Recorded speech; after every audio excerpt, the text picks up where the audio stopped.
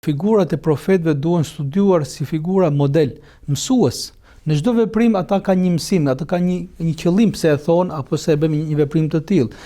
Vlerësimin e ka patur si metodologji të tij profeti sallallahu alajhi wasallam ndaj çdo kujt, ndaj atyre njerëzve që askush si shifte me sy apo si dinin që ekzistonin këta njerëz, por ky vlerësim profetik u bë shkak që ata njerëz të ringjallën dhe të bën njerëzit më të rëndësishëm. Çfarë është Bilali, Zoti qoftë i kënaqur me të, pa vlerësimin dhe pa motivimin e profetit Muhammed sallallahu alaihi wasallam? Ku do të ekzistonte?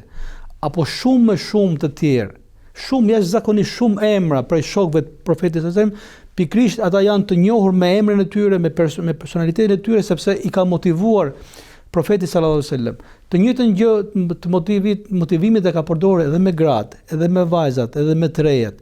Por me Aishën ka qenë motivimi ka qenë më i madh, vlerësimi që i ka qenë më i madh, dhe kjo është arsyeja që Aisha, Zoti qoftë i kënaqur me të, vazhdoi të ishte ajo bashortja e profetit alayhis salam, ajo e ditura, dietarja, ajo që kishte autoritet, që kishte mendje të saktë dhe që kishte ndikim, ndoshta edhe në politikën post profetit Muhammed sallallahu alaihi wasallam. Kjo për të treguar sepse askush nuk guxonte të dyshonte apo të hidhte poshtë autoritetin e Aishës, sepse këtë autoritet apo këtë vlerësim e kishte marrë dhe nga vetë profeti Muhammed sallallahu alaihi wasallam, por edhe ishte e meritueshme për një vlerësim të tillë.